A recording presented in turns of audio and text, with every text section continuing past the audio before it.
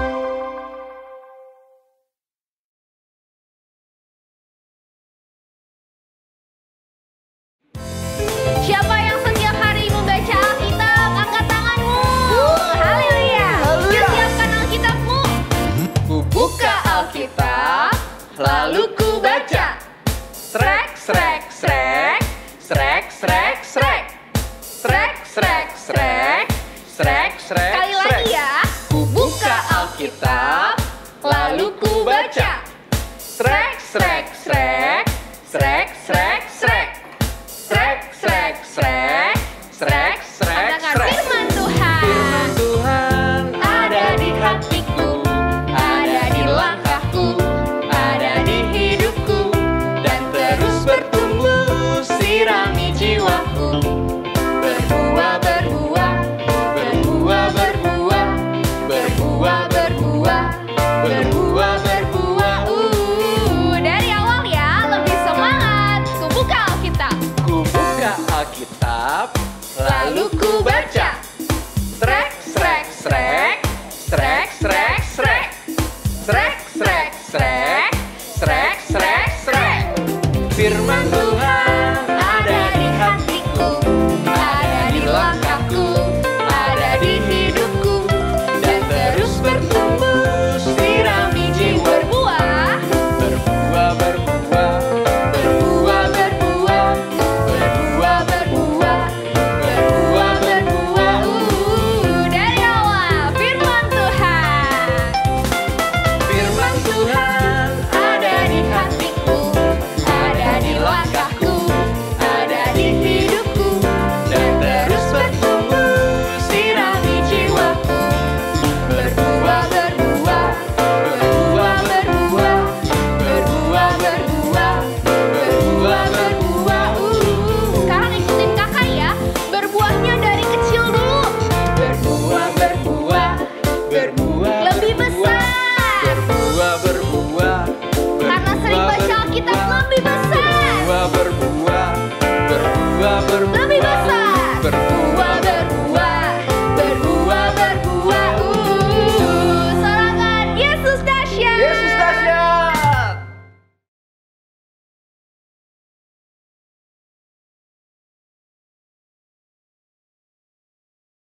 Silakan duduk kembali adik-adik, kita mau berdoa untuk kita mendengarkan firman Tuhan. Terima kasih ya Tuhan, kami sudah memuji Engkau. Kami akan belajar firman-Mu. Tuhan memberkati kami untuk kami bisa mengerti dan melakukannya. Terpujilah Engkau Tuhan Yesus. Haleluya. Amin. Adik-adik, renungan firman Tuhan minggu ini berjudul Gideon, Panggilan dan Tugasnya. Terdapat di Hakim-Hakim pasal 6 ayat 1 sampai 32. Untuk ayat hafalannya ada di Malaiki 3 ayat 7b. Kembalilah kepadaku, maka aku akan kembali kepadamu. Firman Tuhan semesta alam. Adik-adik, orang Midian, orang Israel yang tinggal di tepi sungai Yordan berseru-seru. Mereka kelihatan seperti belalang, sangat banyak tidak dapat dihitung. Mereka naik unta yang kuat dan berlari dengan sangat cepat. Lari, lari. Setiap keluarga di kota dan desa mengumpulkan sedikit bekal adik-adik. Mereka melarikan diri ke tempat persembunyiannya di pegunungan dan tinggal di gua-gua. Sementara ada yang sembunyi di tempat yang curam. Saat mereka kembali ke rumah dan ladang mereka, setelah orang-orang Midian kembali ke negerinya, semua hasil tanah diambil, bahkan binatang-binatang dirampas. Bani Israel bekerja keras memperbaiki ladang-ladang dan menanaminya kembali. Tetapi mereka tahu musuh mereka akan datang lagi pada musim panen berikutnya. Hal itu tidak terjadi sekali saja adik-adik, tetapi mereka telah mengalami 3, 4, 5, 6, 7 tahun penderitaan. Mereka bekerja keras dan makan sedikit saja. Akhirnya mereka kembali pada Tuhan dan berseru kepadanya meminta tolong. Bagaimana jawaban Tuhan ya adik-adik? Ia mengirim seorang nabi yang menyampaikan firman Tuhan. Inilah yang dikatakan Nabi kepada Bani Israel. Demikianlah ya Tuhan Allah umat Israel, katakan, Aku telah menuntun kamu keluar dari tanah Mesir, keluar dari tempat perbudakan. Aku telah membawa kamu ke negeri Kanaan yang indah ini. Aku menolongmu, menghalau orang yang menyiksa kamu, dan memberikan tanah ini kepadamu. Aku berfirman kepadamu, Akulah Tuhan Allahmu, janganlah kamu menyembah Allah orang-orang yang tinggal di negeri ini. Tetapi kamu tidak mendengarkan firman-Ku itu. Sekarang orang Israel tahu mengapa Tuhan murka atas mereka dan membiarkan orang Midian mencuri hasil panen mereka tahun demi tahun. Tetapi Tuhan Allah tetap mengasihi mereka. Mereka tetap adalah umat pilihan Allah. Bapak Yoas dengan keluarganya tinggal di desa Ofra di daerah suku Manase.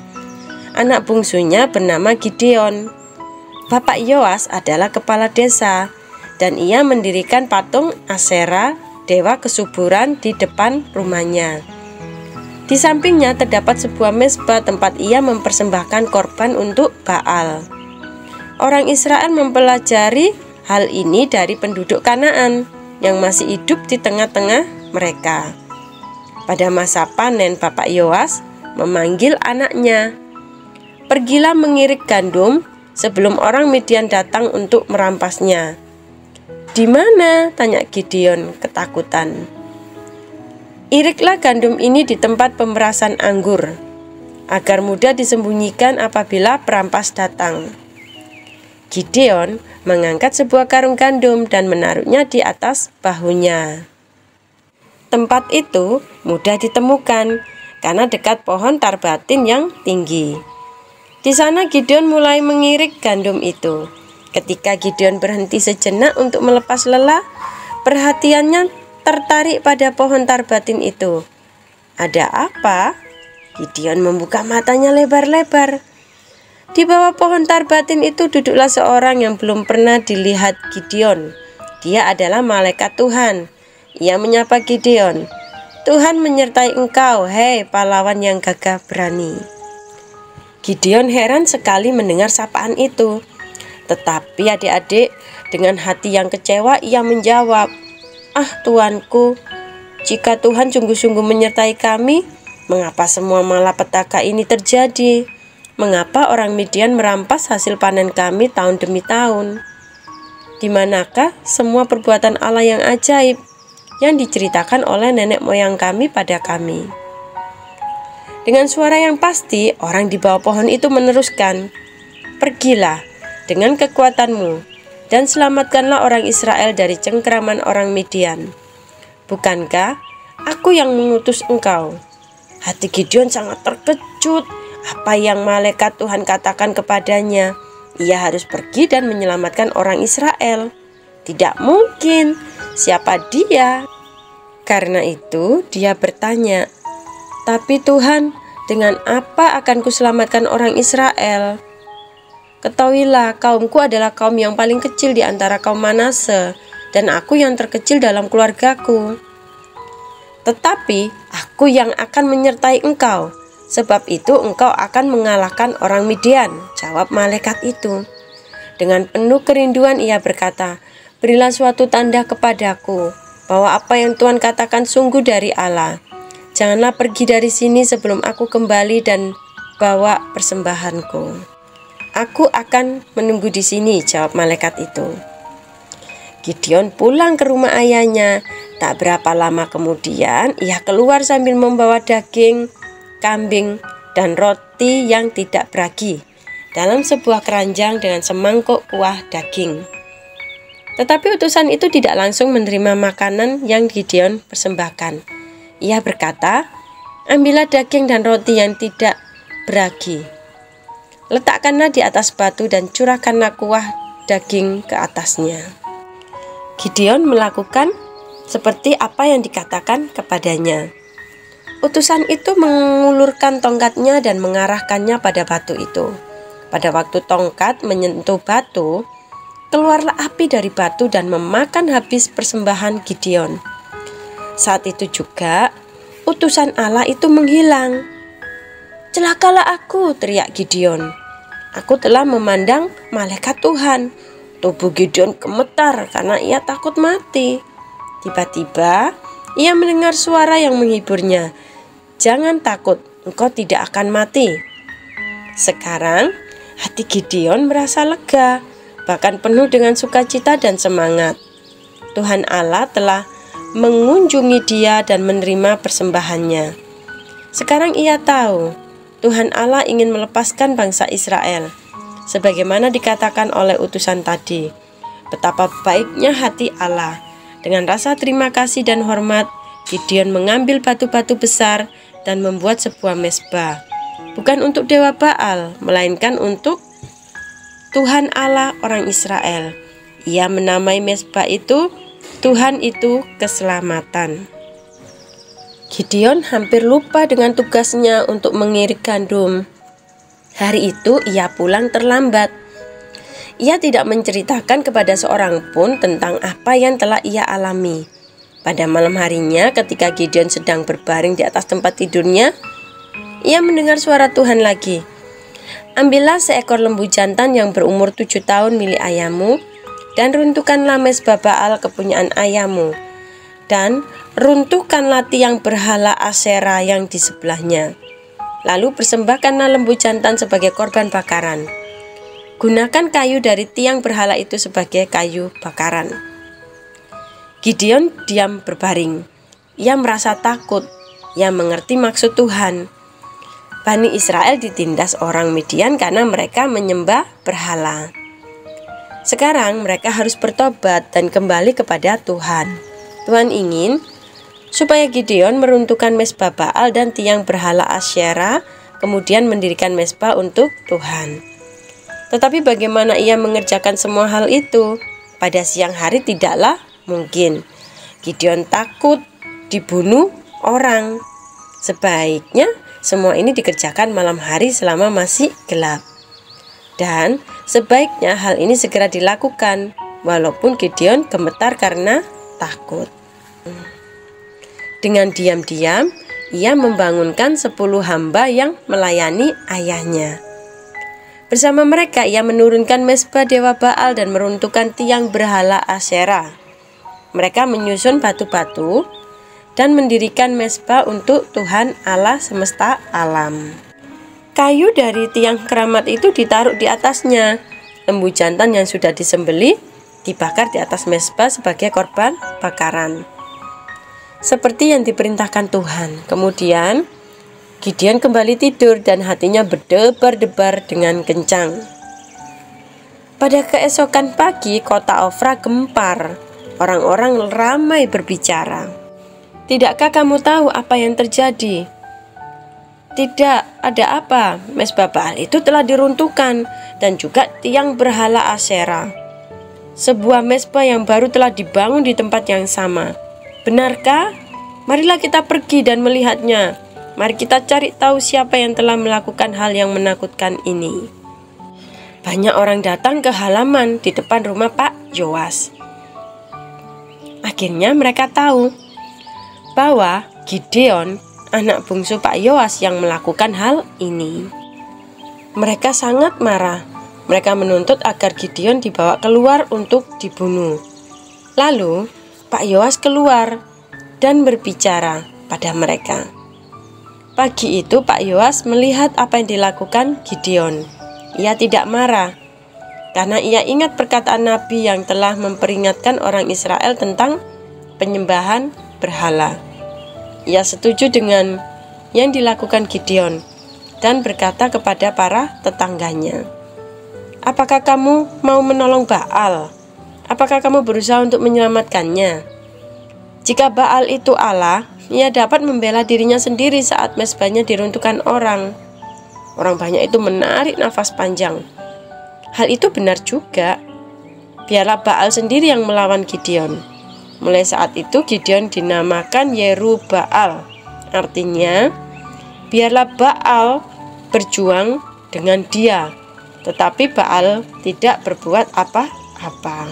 Adik-adik, Tuhan mengizinkan orang Midian merampasi orang Israel karena orang Israel telah menyembah berhala. Penyembahan berhala membuat orang Israel mengalami masalah besar. Dalam kehidupan masa kini, penyembahan berhala juga dapat menyusup dalam kehidupan anak-anak Tuhan. Segala sesuatu yang kita sukai, cintai, puja, melebihi kasih kita kepada Tuhan adalah penyembahan berhala.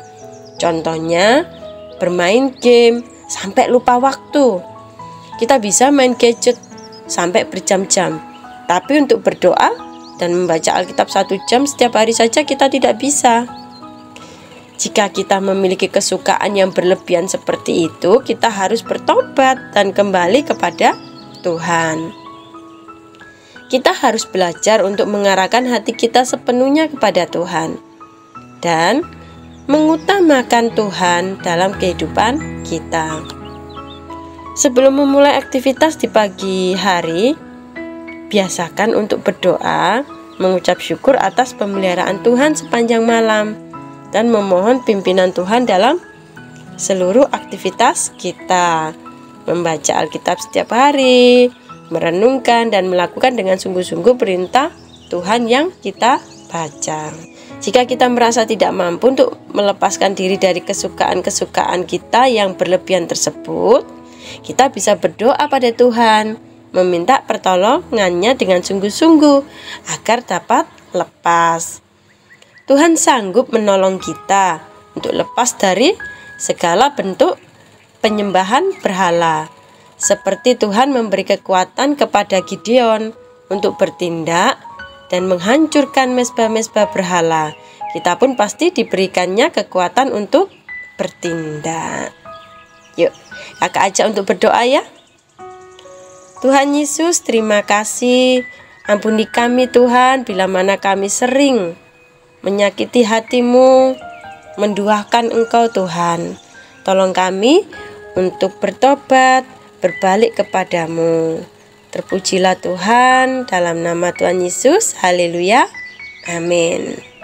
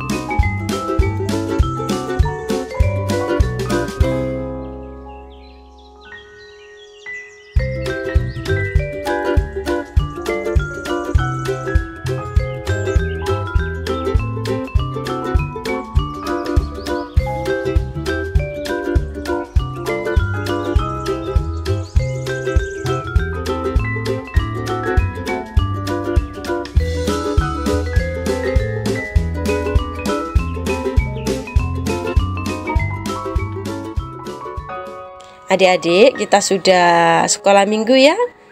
Kita tutup ibadah sekolah minggu kita dengan berdoa. Tuhan Yesus, terima kasih sudah memberkati dari awal sampai pada akhirnya ibadah sekolah minggu secara online ini Tuhan. Tuhan, berkatilah orang tua kami, kakak adik, saudara-saudara kami semuanya. Berkatilah ya Bapa. Berkatilah gereja kami. Kiranya Tuhan bertata memenuhi dengan hadirat-Mu. Berkatilah bangsa Indonesia Tuhan. Curahkanlah damai sejahtera-Mu, keselamatan yang daripada Engkau. Terima kasih Tuhan, berkati sertailah kami sepanjang hari-hari yang akan kami lalui. Hanya di dalam nama Tuhan Yesus, haleluya, amin. Adik-adik, kita berjumpa lagi ya di ibadah sekolah minggu esok minggu. Tuhan Yesus memberkati. Dadah.